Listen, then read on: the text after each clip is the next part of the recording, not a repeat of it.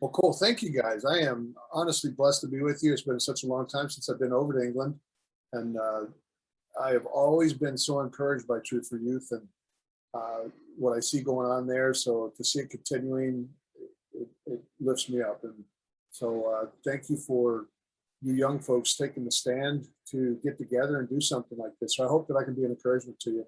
This is a brand new talk. I call it "There's No Evidence for Jesus' Resurrection, Debunked." How many of you are familiar with our debunked videos? Anybody ever seen any of the debunked videos? One hand, okay. The debunked videos are animated, fast-paced, 4 to 5 minutes max, taking on issues to try to address them. So debunked is a little bit different approach. We just try to take and go after the claims that are made. So that's what I'm going to do in this talk. The resurrection is spoken of over 120 times in the New Testament. So you think about it, that means it's probably pretty important. It's spoken of over 120 times. And it's mentioned in every one of the Gospels. I mean, if you go to Matthew, we read about Jesus crucified, risen. You go to Mark, that's what you get. You get Jesus crucified, risen. If you go to Luke, guess what you get? Nope, not Jesus crucified, risen. You get he risen, crucified. So it kind of puts a sequence there, but they're all still there. And even in John, it's a little bit different, but it's still talking about Jesus. He was crucified, and now he's risen. So all 4 Gospels talk about it, and it's an extremely important point. But guess what? We're living in a world that you go out and you tell your peers, for the most part, that you believe in the resurrection, you believe in a God that came back from the dead. What are they going to do? Yeah, they're going to mock. They're going to make fun. They're going to ridicule. So I look at your countryman Richard Dawkins, who says that presumably what happened to Jesus was what happens to all of us when we die. We decompose. Accounts of Jesus' resurrection are about as well documented as Jack and the Beanstalk. So when I saw that quote, it made me think, well, is that true? I mean, is Jesus' resurrection as well attributed as a fairy tale of a being growing up into the clouds? And is it the truth? Well, I asked the question, is it true? And then I started digging. And so what I'm going to share with you is some of the stuff that I discovered because I got asked to speak. I was telling Mr. John earlier that I got asked to teach on Easter this year, which is not a normal thing for me. I typically don't speak on Easter. It's, apologetics, creation, evolution. That's not something that folks typically want you to come do on an Easter message, but they asked me to come do it. So I started digging, and I'm going to share with you what I learned. Now, what were some of the biblical claims made about Jesus Christ, first and foremost? Number 1, he was a real person. Number 2, he died via crucifixion. And number 3, that he rose from the dead. So those are 3 just basic. I mean, for time allotment, those are just 3 basic claims about Jesus that are made in the scripture. And I don't think anybody could argue with me about that. So my question was, is there evidence to support these 3 claims? And I'm not just talking biblical evidence. I'm talking, is there even evidence from the secular world that would support that? So the answer is very simple. Yes. And it's not just from the Bible. There's evidence from a variety of sources, and that's what I'm going to share with you today. Now, I look at Matthew, and it talks about when John heard in prison about what Christ was doing, he sent the disciples and said, "Are you the one who's to come, or should we look for another?" And the response came back was, he presented himself alive after suffering by many proofs. So if Jesus did this, then there should be evidence of this. I mean, if he presented these proofs, that should still be out there. And in John, we read that believe me that I am in the Father and the Father's in me, or else believe on account of the works themselves. So there should be evidence that he is who he claimed to be. And even in Acts, we read this, that there are many proofs that support what Jesus did. So let's see if they're out there. Let's go look at them. A guy named Gary Habermas. Interesting man. If you want to go do some reading and go digging deep, I mean deep, on the resurrection. Gary Habermas has retired now. He was a professor at Liberty University in Virginia, Lynchburg, Virginia. He retired. He was the leading expert on the resurrection. And for years, people were telling him, you need to put together all this information that you have on the resurrection. And he said, no, I'm too busy, professor, this, that. Well, now that he's retired, he's doing it. He's got if I remember correctly, a 7-edition set, okay, of information, evidence supporting the resurrection. Okay, 7 books. Anybody want to venture a guess on how many pages the first book is? He calls this his magnus opus, his life's work.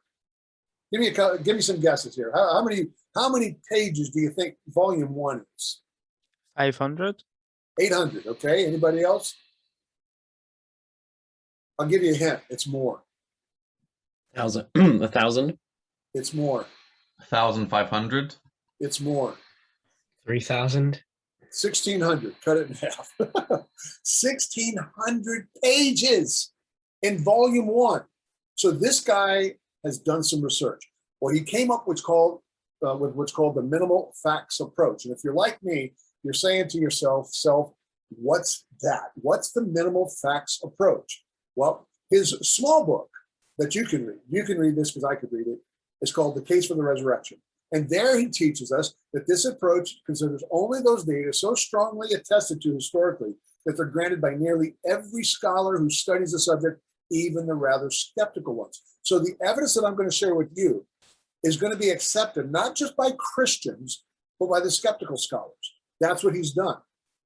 This is pretty interesting. Is there evidence? We'll see.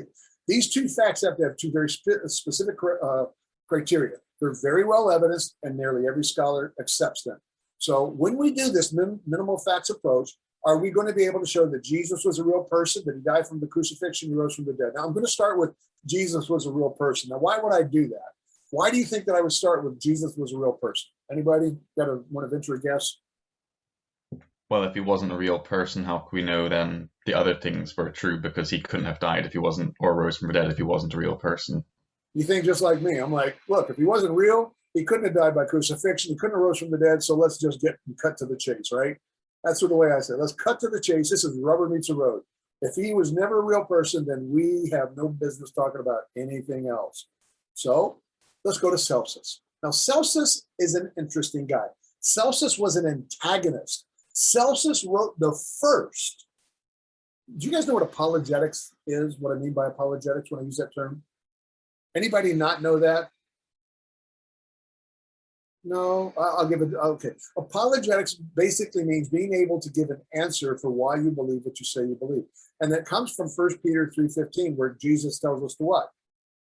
Be prepared to give an answer. That word answer is essentially where the word apologetics comes from, apologia. And it means to give a logical, rational answer why you believe what you say you believe. Well, there's not just Christian apologetics. There's atheists that have their own apologetics as well. Celsus wrote the first all-out informed attack against Christianity. I mean, it was like the attack. And he wrote it around 170 AD.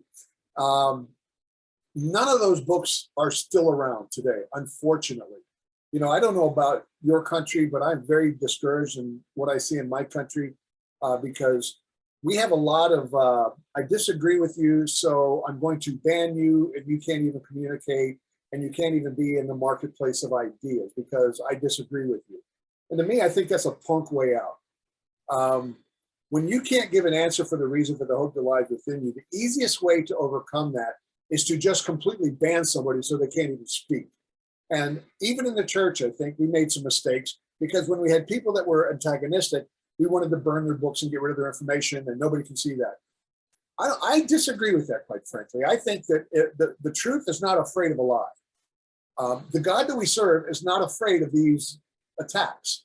But we lost those attacks. We lost that book. But Origen, as you see on there, he wrote a response to Celsus' attack in about 248 AD. So 78 years later, he wrote a response to it, and it was called Contra Celsum, or Against Celsus. And in there, he quotes Celsus. So we do know some of the things, some of the arguments that Celsus used against Christianity. I wish we had all of his arguments, to be very honest, because I want to know, man, because I think that whatever you throw out, you're going to be able to find an answer to. So instead of me reading some of Celsus' teaching, I actually found a video where they have voice actors doing it. So let me play some of, this is what Celsus taught and his attack against Christianity. A few years ago, he began to teach the doctrine, being regarded by Christians as the Son of God. He invented his birth from a virgin and was disgracefully born in a certain Jewish village. Of a poor woman of the country who gained her subsistence by spinning, she was turned out of doors by the carpenter to whom she'd been betrothed, having been guilty of adultery, and that she bore a child to a certain soldier named Pantera. That after being driven away by her husband and wandering about for a time, she disgracefully gave birth to Jesus, an illegitimate child, who, having hired himself out as a servant in Egypt on account of his poverty, and having there acquired some miraculous powers on which the Egyptians greatly pride themselves, returned to his own country, highly elated on account of them, and by means of these proclaimed himself a god. Okay, so y'all could hear that? So what did we just learn from the antagonist? We learned from Celsus that it was believed that Jesus was born of a virgin, Joseph was a carpenter, Mary was found to be pregnant, but not by Joseph, that Jesus had been in Egypt, that he had powers, and he was also called God. I want you to think about this for a second. Celsus mocked. But in the mocking, what do we find? Confirmation. The fact that he's making fun of these things means that this was actually being taught. So even when people mock, take a look at what they're mocking, because he confirmed exactly what Christianity has taught. So Lawrence, I can't say his last name. He's a history professor at Purdue University. When he was asked about was Jesus a real person, he said this: Jewish rabbis who did not like Jesus or his followers, and they accused him of being magicians and leading people astray, they mocked him, they ridiculed him, but they never said he didn't exist. So even the skeptics will tell you that, yeah, he existed, but we don't believe it. And by the way, does the Guardian, is that a newspaper that you all are familiar with? It's a British newspaper, right? Is it not?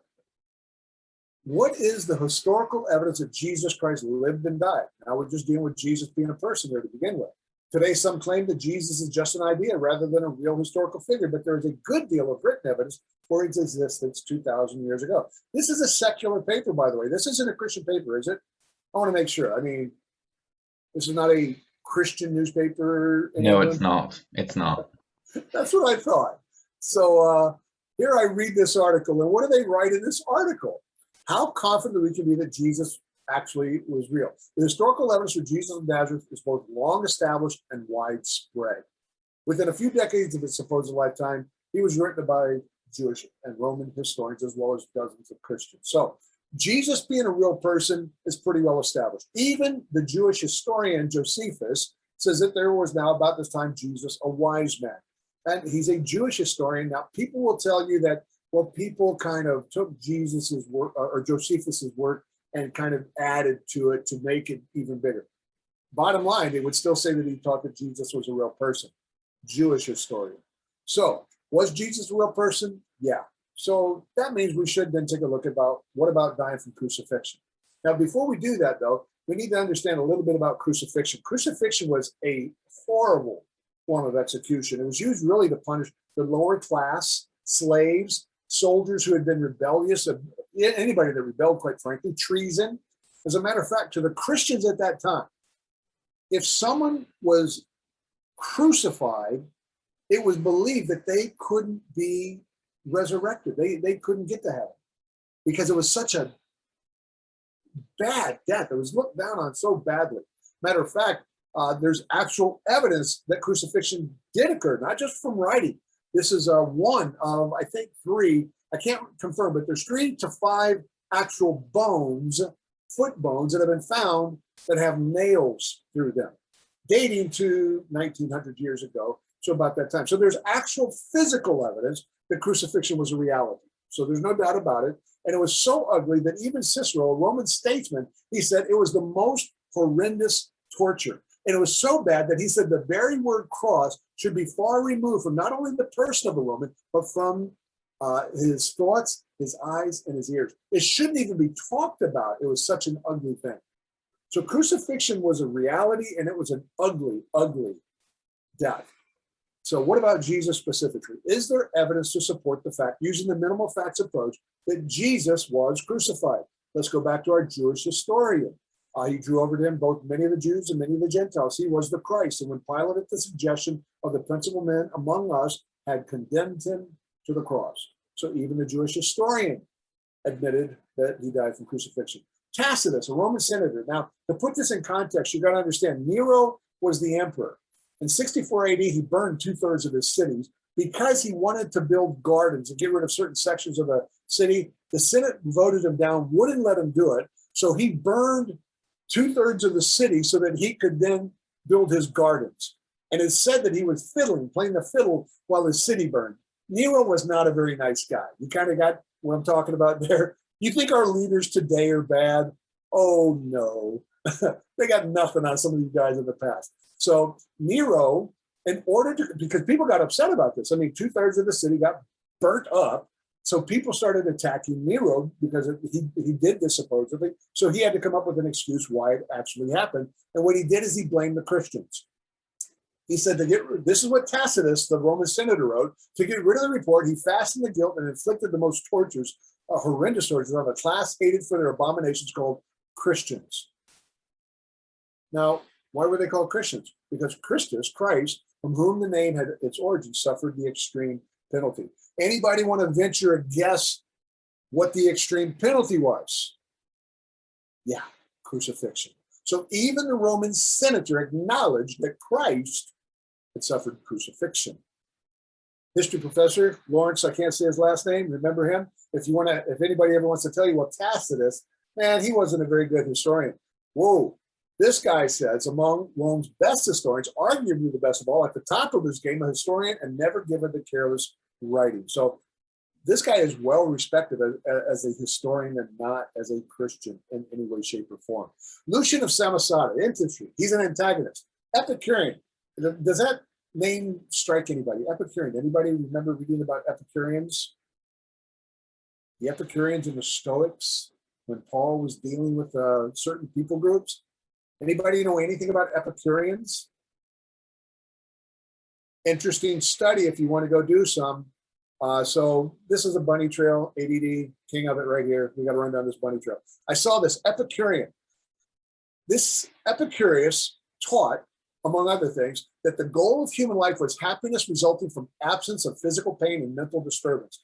So it was all about pleasure. That's what Epicurus was all about. The Epicureans were seeking ultimate pleasure, no more, no bad feelings or anything like that.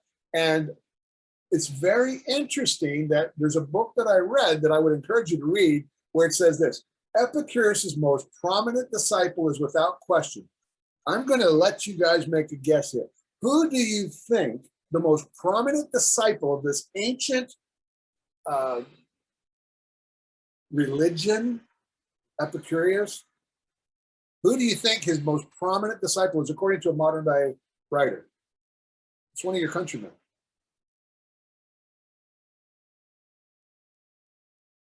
Charles Darwin. Darwinism is not only the most recent incarnation of Epicurean philosophy, but also the most potent formulation of that philosophy today. If you want to read something interesting, I'd highly recommend Moral Darwinism. It goes through exactly the philosophy of Darwinism and the impact that it's having on the world. And it traces all the evolution isn't a new thing. You guys know this. It extends way back. The Epicureans were the original Darwinists. Darwin took their teaching and just expanded it and turned it into a science. Okay, so let's go back to our Lucian of Samosata. He was an Epicurean satirist, and he wrote this: the Christians, you know, worship a man to this day, the distinguished personage who introduced their novel rights and was crucified on that account. Ooh, what did this antagonist just tell us?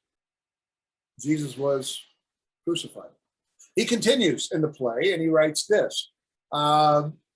That these Christians, they believe they're immortal for all time, which explains the contempt of death, voluntary self-devotion, which is so common among them. And then it was impressed on them by their original lawgiver that they are all brothers from the moment that they are converted and deny the gods of Greece and worship the crucified sage and live after his laws. So what did we just learn from this antagonist, this one that wants to mock and make fun of Christianity? What did we just learn?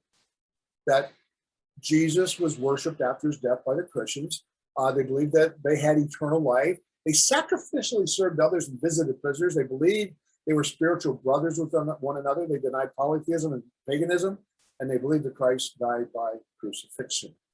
So guess what? In the mocking, there's confirmation.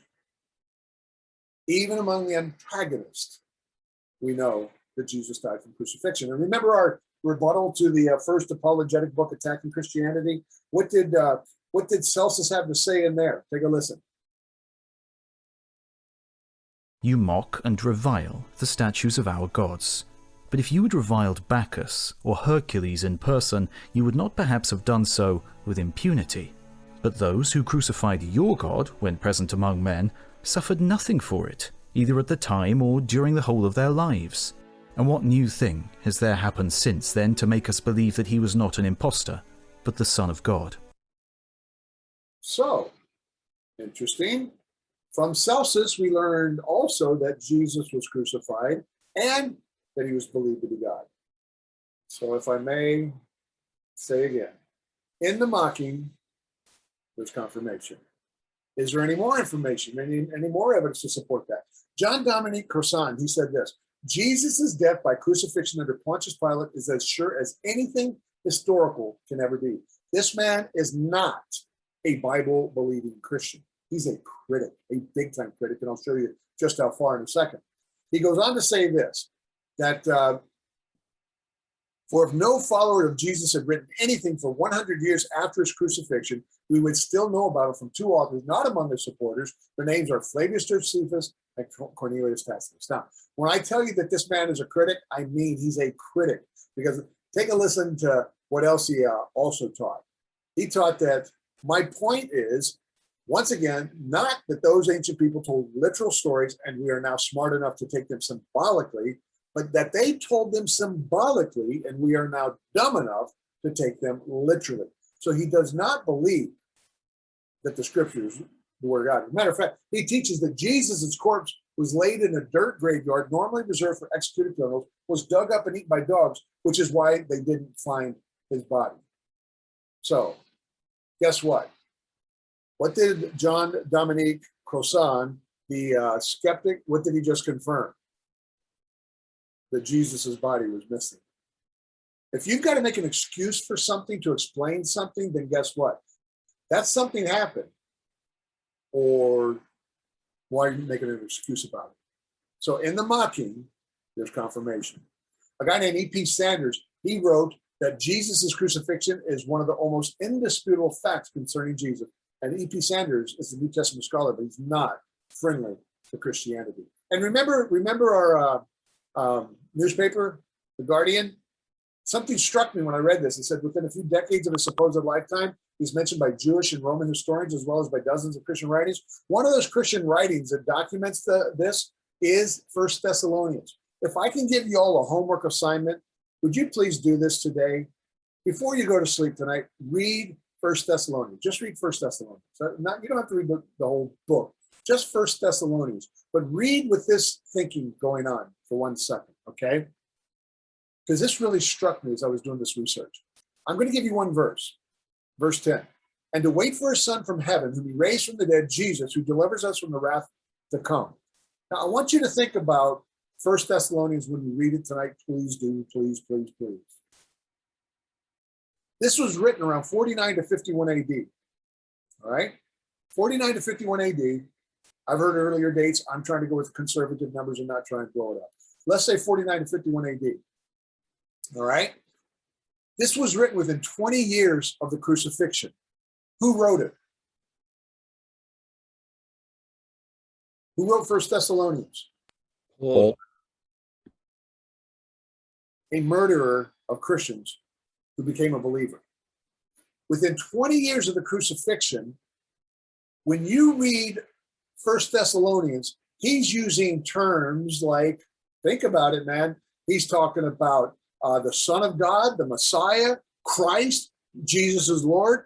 Is he explaining when he's writing in 1 Thessalonians and he's saying, now guys, when I say Jesus is the Son of God, I mean this.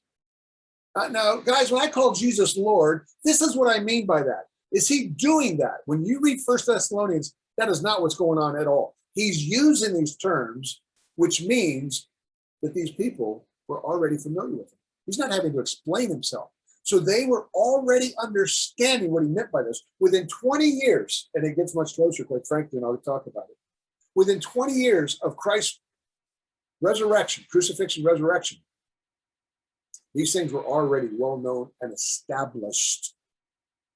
So what about Jesus dying specifically by crucifixion? Absolutely, there's evidence, and it's not just from Christians. It's from non-believers. So what about the raising from the dead? Because this is getting ready to get into Easter, raising from the dead, man. That's the whole reason we have that whole Easter Sunday. And that's like one of the 2 days a year that people will come to church, Christmas and Easter.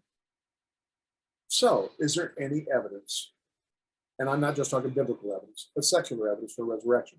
Remember our Jewish historian? He appeared to them alive again the third day. Yeah, there's some evidence. How about Suetonius? Interesting Roman historian. He said this: punishment was inflicted on the Christians of the class of men given to a new and mischievous superstition. Anybody want to go out and venture a guess what Suetonius meant by mischievous superstition? Anybody? Anybody? Nobody? It was belief in the resurrection. That's what it was talking about. You had people that were believing that Jesus had resurrected, he was God. And that was that mischievous superstition. How about another one? Tacitus. Remember Tacitus? Talked about the extreme penalty and a most mischievous superstition. Anybody want to go out on a limb? Venture a guess. Come on, be brave, be bold. Yes. He is talking about the resurrection. How about the Greek historian Thales, who wrote a history from the Mediterranean world to his own time? His books are missing now, but the Christian historian Julius Africanus quoted him in some books. And this is some of the quotes from this Greek historian Thales, who is not a believer. And he wrote this: Thales, in his third book on his histories, explains away this darkness as an eclipse of the sun. Okay, I need some input here. What darkness do you think Thales was trying to explain away with an eclipse? Somebody be bold, be brave, speak up. Was it the darkness when Jesus died? Exactly right. Exactly right. So even from the Greek historian, who's not a believer, what's he trying to do? He's trying to explain away something that was well known. And by the way, why would he have to explain away something that never happened? In the mocking, there's confirmation. Pliny the Younger, Roman magistrate, wrote to the Emperor Trajan, and he said, look, here's the way that I've been doing this thing. I get a Christian, they bring them before me. I ask them if they're a Christian or not. If they say they're a Christian, I ask them again, and then a third time, and I threaten them with questions. You know, it's like, hey, every time I ask you, this is going to happen. And then what happens? If they persevered in their confession, I order them to be executed. So here, the Roman magistrate is having people who confess Christ as their Savior, he's having them put to death. Now, here's something that I'd like some input on. What had they done to justify being executed? What horrendous acts were these people doing that they needed to be put to death? Give me some input. What do you think they were doing? Killing people that didn't believe in them? They were wearing too many WWJD wristbands. Wearing WWJD wristbands, yeah. Anybody else? They were just following what the Bible says and believing that Jesus had risen from the dead. Watch this, guys. This is the group of people that you don't want in your society. I'm going to tell you right now, these are the troublemakers, okay? The Roman magistrate said this, all right? They were in the habit of meeting on a certain fixed day. By the way, what day do you think they were meeting on? It's not Sunday, I'll tell you that. Saturday. And why were they meeting on Saturday? The Sabbath. Because what was the Sabbath representing?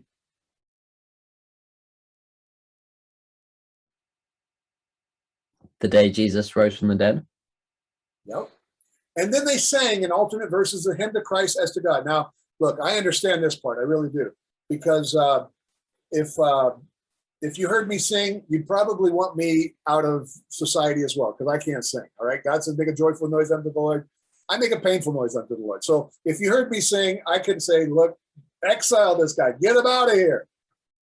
So they sang, they met on a day to celebrate the resurrection of Christ. And, oh, there's more, wait for it. And bound themselves by a solemn oath not to commit any wicked deeds, but never to commit any fraud, theft, or adultery, never to falsify their word, nor deny trust when they should be called upon to deliver it. So you see, these are the people that you need to get out of society. These people that aren't going to do bad things and not going to cheat people, not steal from them, not commit adultery, not going to lie. Oh, those are the ones we need to get rid of. Guys, I hate to tell you this, Truth for Youth. You are going to go through things that my generation can never imagine. Jesus tells us what it's going to be like before he comes again. It's going to get ugly. I don't want to be a negative. I don't want to be a downer. I have to be honest with you.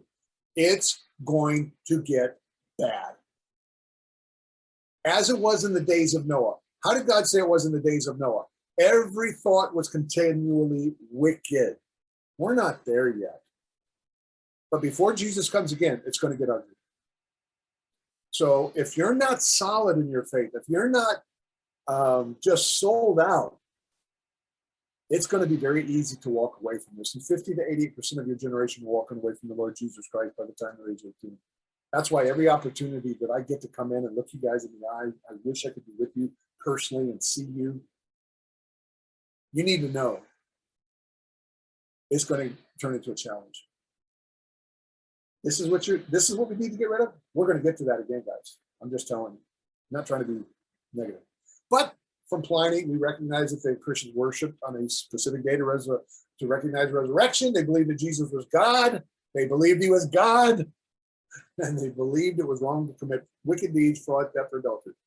So from the mocking, guess what? In the mocking, there's confirmation. There's one of those missing slides that I'm having made up for that when this talk is finally finished. So is there secular evidence that he rose from the dead? Yes, there absolutely is evidence to support this. So there's even more evidence to support the resurrection of Christ, but I'm not going into it. I'm trying to keep this to a reasonable type thing. But let me give you something here that I found interesting. It says that then he appeared to James. James is the brother of Jesus, who was not with the program, so to speak. He was pretty skeptical. And then he turned around and did what? He became the leader of the church. How do you go from this skeptic to a leader of the church? Our Jewish historian friend talks about the brother of Jesus, whose name was James. But I think the one that struck me the most was Eusebius, who's a Greek historian, where he talked about Jesus, or about James. And this is what he says about him. This is humbling. This was really humbling. Because I think about my own faith, and I'm like, gosh, do I really set this kind of an example? And he was in the habit of entering alone into the temple and was frequently found upon his knees, begging forgiveness for the people, so that his knees became hard like those of a camel. Do I pray for those people that are mocking and ridiculing so much that my knees look like a camel? No. This is someone who's really believing, if you know what I'm saying. And he was not with the program. He was very skeptical. Eusebius also talks about how James, the brother of Jesus, was killed. They took a club with which they beat out the toes and struck him in the head, and thus he suffered martyrdom. They killed him. So James, the skeptic, became James the believer. It wasn't just Paul. The critical scholar Reginald Fuller said, we need such an appearance in order to account for two things: James's conversion from skepticism and his elevation to the pastorate of the Church of Jerusalem, the center of ancient Christianity. So it's recognized that this was a major thing. Then it says that he appeared to all the apostles. There's evidence that these apostles' lives were transformed because of what they saw.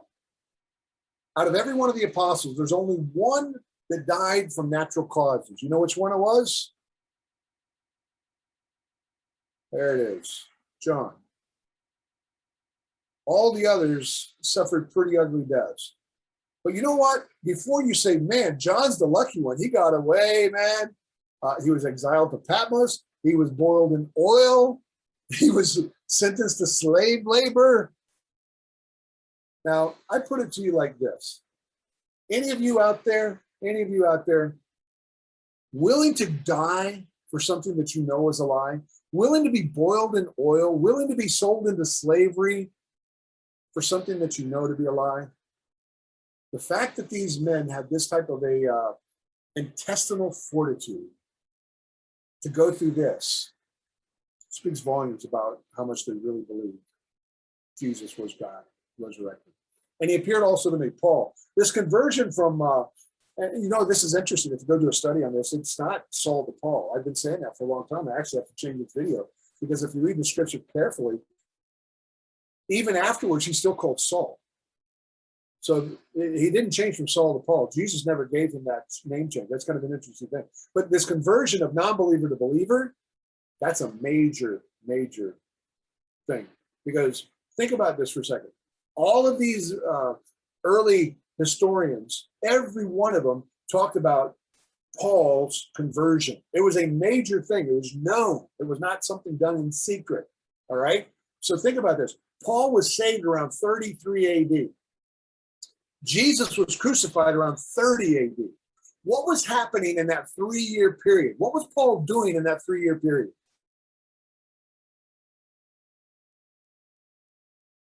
Anybody? He was killing the Christian. Yeah, he was on a rampage. He was the guy that sentenced Stephen to death, held the coats of the men that stoned Stephen to death, okay? And then after they stoned Stephen to death, what did it say that he went on to do? Then some devout men buried Stephen and mourned loudly for him, but Saul began ravaging the church, entering house after house, and he would drag away men and women and put them in prison. This is what Paul was doing. Now, here's my point to you. Why was Paul doing this? What was he hearing between 30 and 33 AD that caused him to go out on this rampage and want to kill Christians so strongly? What was he hearing? There had to be a catalyst. And the catalyst was that Jesus had been resurrected, that he was God. And he, as a good Pharisee, was going to kill that. You see, the early Christians started preaching that Jesus was resurrected. Most people would tell you that it was at Pentecost, which was 50 days after. Within 50 days, they were already preaching Jesus' resurrection. Now, why do I say that to you? What's so important about that? Well, this is the second time that I've given this talk, all right? And I can tell you that this version of the talk is different than the first version of the talk. Why? Because some of the things that I did in the first version, I had to go search and was like, oh, I'm incorrect on that, and I had to change it. The closer you get to the original, the more real and honest it's going to be. Because when you start putting the message out and you're testing to see how well it's received in certain markets, and then you adjust the message, that's not what you see in the scripture. What you see is right from the beginning. They were preaching the gospel right from the very beginning, within 50 days. And what was being written? This guy, Paul, wrote, "For I delivered to you as of first importance what I also received, that Christ died for our sins in accordance with the scriptures, that he was buried, that he was raised on the third day in accordance with the scriptures." This is called the Corinthian Creed. Guess when this was written? This was written between 51 and 55 AD as well. Now, I've read reports as early as 35, but that's the one that I had to correct there because I started digging and 90% of the people are going to say 51 to 55 AD. So think about this again, all right? Carl, you're just using the Bible. You can't do that. You said you were going to use secular sources. I did use secular sources, and I didn't just use the Bible. You know, for most of what we know about ancient history, it comes from one or maybe two sources of information. And yet, for the conviction of the disciples that they encountered the resurrected Jesus, we have no fewer than 9 ancient sources, inside and outside the New Testament, confirming and corroborating the conviction of the disciples that they encountered the risen Christ. That is an avalanche of historical data. 9 outside sources, guys, confirming these things, and not all friendly. So if you want evidence for the resurrection, if you want evidence for the crucifixion, if you want evidence that Jesus was real, it's absolutely there. But what are you going to do with it? Now, this is one of our debunked videos, and I figured I'd show you one of our debunked videos because I talked about it a little bit. And I want to tell you how you can all get these debunked videos for free. But this one takes on, because now you get in a conversation with somebody, and they're not going to sit and listen to you drone on like I just did, right? They're going to be like, dude, I don't want to hear all that. So here's a nugget thing that you can use with them. So let me give you the 4-minute version of what I just did in about 45 minutes, okay? Scale it down, speed it up. Here we go. Now, lots of people say that there's no evidence for the resurrection of Jesus Christ, so all I'm going to do here is provide one line of evidence. It's unfortunate, but I just don't have the time to mention something like the half-dozen facts developed by resurrection expert Gary Habermas, for instance. Minimal facts that even skeptics, atheists, and liberal scholars agree on. These facts are as follows. 1. That Jesus died by crucifixion. 2. That very soon afterwards, his followers had real experiences that they thought were actual appearances of the risen Jesus. 3. That their lives were transformed as a result, even to the point of being willing to die specifically for their faith in the resurrection message. 4. That these things were taught very early, soon after the crucifixion. 5. That James, Jesus' unbelieving brother, became a Christian due to his own experience that he thought was the resurrected Christ. And 6. That the Christian persecutor Paul, formerly Saul of Tarsus, also became a believer after a similar experience. Man, I wish I had the time to mention those, but I just don't. No time, good sir. No time at all. I just don't have time to bring up what former atheist and law-trained journalist Lee Strobel said when he said, I figured it would be easy to disprove the resurrection. Give me a weekend and I can shred Christianity's central claim. Well, it wasn't that easy. After investigating the historical evidence, Mr. Strobel believed in the resurrection of Jesus. Watch the movie, read the books. Bummer I couldn't mention that to you. Ain't got time for this quote either. My job is to infer what is most reasonable from the list of evidences, said cold case detective J. Warner Wallace. After digging into the evidence, I was convinced that what the Bible claims about the death, burial, and resurrection of Jesus is the best explanation. The only weakness in the case, and there are always weaknesses, was my own bias against resurrections. Now, since I don't have time to mention such things, let me just get right to my point, okay? My one and only line of evidence has to do with the appearances of Jesus after his death. This is recorded in an early creed cited by the aforementioned Paul the Apostle, which we find in his letter to the Corinthian church. For I delivered to you as of first importance what I also received, that Christ died for our sins in accordance with the Scriptures, that he was buried, that he was raised on the third day in accordance with the Scriptures, and that he appeared to Cephas, then to the 12, then he appeared to more than 500 brothers at one time, then he appeared to James, then to all the apostles, and last of all he appeared also to me. Okay, there's a lot of people who saw Jesus after he was crucified and buried, and this is exactly why Paul was so confident to stand in front of Festus and King Agrippa and tell them the truth.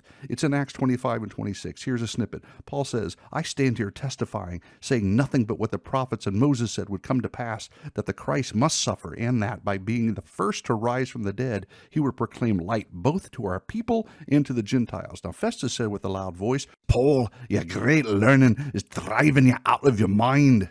Not sure if that was his actual accent, but Paul said, I am not out of my mind, most excellent Festus. I am speaking true and rational words, for the king knows about these things. None of these things has escaped his notice, for this has not been done in a corner. In other words, all this was falsifiable. Everyone around town was talking about Jesus' resurrection. People had seen him. The tomb was empty. The stone was rolled away. The guards were perplexed. The religious leaders were mystified and tried to create a lie about what happened to the body. Paul, who was persecuting Christians earlier, was now one of them preaching the resurrection of Christ. None of this was hidden. It was all out in the open. So, my eclectic, evidence-eager evangelist, each ecstatically expecting an extraordinary ending, I leave thee with this. From Clive Staples Lewis. This is the story.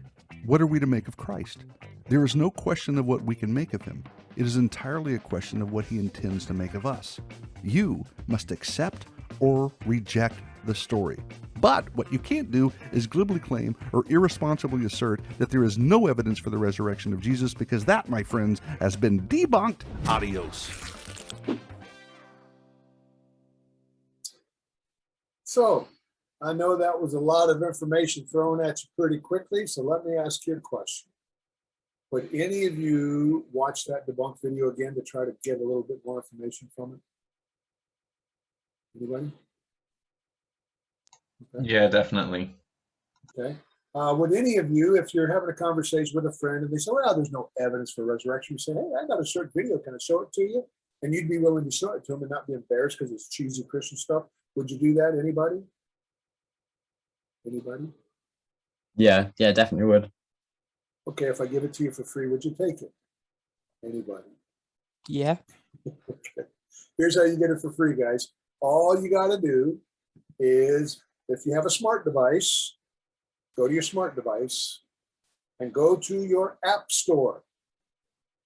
And in your app store, do a search for reasons. I'm going to do this with you. Reasons for hope. Right here. Reasons for hope. And when you search in the App Store and you do that, you're going to see a blue asterisk on a black background. Download the app. It's absolutely free of charge. And in there, you'll see a Debunked tab. And you hit the Debunked tab. All 20 of the current Debunked videos are in there. Number 21 will be put up probably this week. We just released it. It's called Critical Race Theory. Is it biblical? And I don't know if you have critical race theory going on in your country, but it is alive and well in mine. And it is not a biblical concept, so we destroy it. And that's number 21. That will be put up on the app probably next week. But you can watch all the Debunked videos on there. Plus, if you notice, as you scroll down through there, you see my picture, which is very good for keeping mice out of the pantry. If you need something to help with that, you can put that picture up. It works. Or you can go in there and you can even watch some of the videos that are in there. I've got full-length teaching, I've got short teachings, and that kind of stuff is in there, as well as our other speakers. We put up at least 4 to 5 new things on that app every week. And I'm talking full-length, hour-long talks to 3 to 5 minute, 10 minute, 1 minute. There's something going up 3 to 4 times a week, and it's up there for you guys free of charge. So, you can, by the way, I don't know if you guys do Apple TV, Roku, and that sort of a thing. It's on that as well. So you can watch the app on all of that sort of a thing. So it's a free tool. Well, I said free a bunch of times, but it's not free. Here's the cost. I waited till I gave you enough time to download it. So hopefully you already did, because now I can tell you what the cost is. You guys ready for the cost? You ready for the cost? Yep. All right, here's a cost. You promise to watch the stuff and use it. That's the cost. Do something with it. You guys have the truth. You guys have a light. You need to be shining in our culture. Do not be discouraged. Don't let the craziness that you see going on discourage you from shining the light. You have hope in this dark time right now. And I think that more than ever, man, you need to be out shining. So hopefully that helps a little bit. And I'll finish there and let y'all throw whatever you'd like to throw at me, because you can't hit me with it. I'm on the screen. So